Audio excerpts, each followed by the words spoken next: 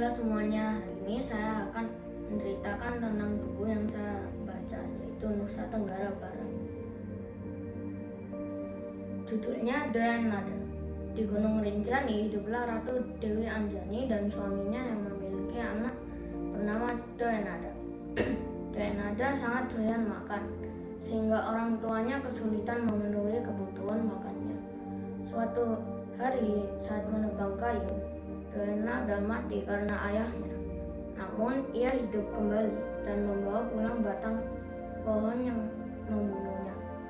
Ayahnya mencoba membunuhnya lagi dengan batu, tetapi Doyanada juga kembali hidup. Ibu Doyanada curiga dan menyuruhnya pergi.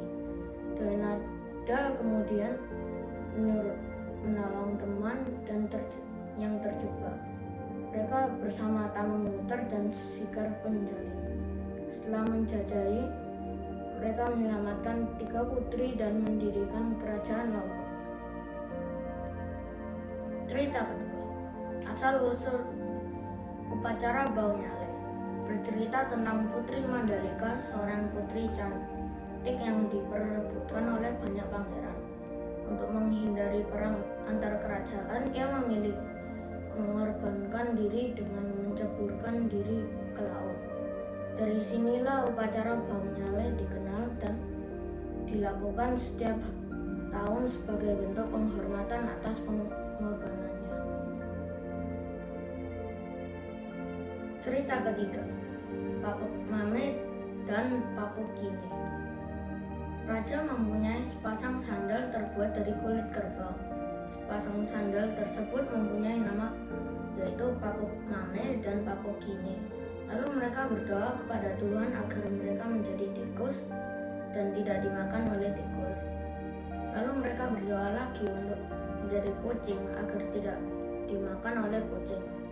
Setelah itu mereka berdoa lagi untuk menjadi anjing agar diajak keluar untuk berburu. Setelah itu mereka berdoa lagi untuk menjadi raja dan ratu. Dan mereka berniat untuk menyerang kerajaan di tempat tinggalnya tetapi gagal. Lalu mereka berdoa untuk menjadi Tuhan agar bisa punya kuasa, namun mereka hanya menjadi sepasang sandal lagi. Cerita keempat, asal mula lintah, bercerita tentang seorang yang bernama Ikarma. Kedua orang tua Ikarma telah meninggal dan mereka memberikan warisan sebuah botol minyak kelapa. Lalu ia mempunyai istri dan seorang anak. Istri tersebut ternyata minyak kelapa yang di botol tersebut. Anaknya dibunuh oleh Ikarma, lalu Ikarma menikah lagi dan menemukan bayi di hutan. Bayi tersebut ternyata menjadi lintah dan menghisap darah sampai Ikarma mati. Cerita kelima, legenda makam Embung Putih. Panji Bayang Sange menangkap bidadari yang membuat ladangnya layu dan menikahinya. Istrinya tak pernah berbicara sampai Panji menyembunyikan selendangnya. Lalu istrinya berkata dan menghilang. Dengan bantuan suara gaib, Panji menemukan istrinya di antara 9 perempuan mirip. Lalu mereka hidup bersama dan punya keturunan. Panji ikut berperang dan akhirnya terluka dan sebelum meninggal minta tubuhnya tidak dikubur. Lalu keluarganya membuat makam Embung Putih. Ceritakan Putri Sari Bulan. Datu Pandai bermimpi tentang Putri Sari Bulan, lalu mencarinya dan menikahinya. Saat hamil, Sari Bulan ditinggal di perahu dan diserang kuntilanak dan yang mencuri bola matanya. Ia diselamatkan kerang raksasa lalu melahirkan Aipat dan hidup sederhana. Aipat mendapatkan ikan yang berisi kedua mata ibunya. Lalu mereka diasuh nelayan.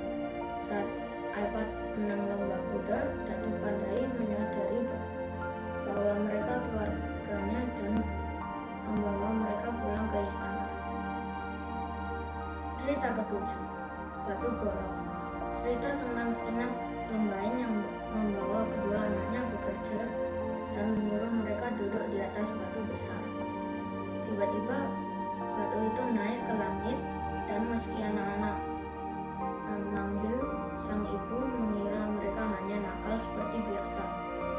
Setelah sadar anaknya hilang, ia berdoa kepada Tuhan dan batu itu pecah. Satu jatuh di desa Gembong, satu lagi jatuh di ini disebut desa Dasan, dan yang terakhir jatuh di Suara di desa Monteng Teker. Kedua anaknya kemudian berubah menjadi burung kekuwo dan burung kelik.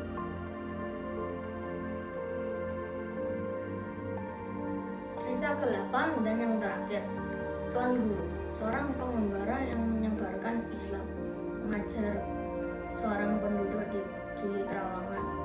Murid itu mengundangnya kembali tetapi meninggal duluan. Saat Tuan Guru sampai, ia pura-pura mati karena penduduk ingin melihatnya jalan di atas air. Lalu ia lari ke hutan dan tidur di pohon. Saat ditemukan, Tuan Guru berubah jadi kelelawar karena sering berbohong kepada masyarakat di Gili Trawangan. Terima kasih sudah mendengarkan. Tuhan Yesus memberkati.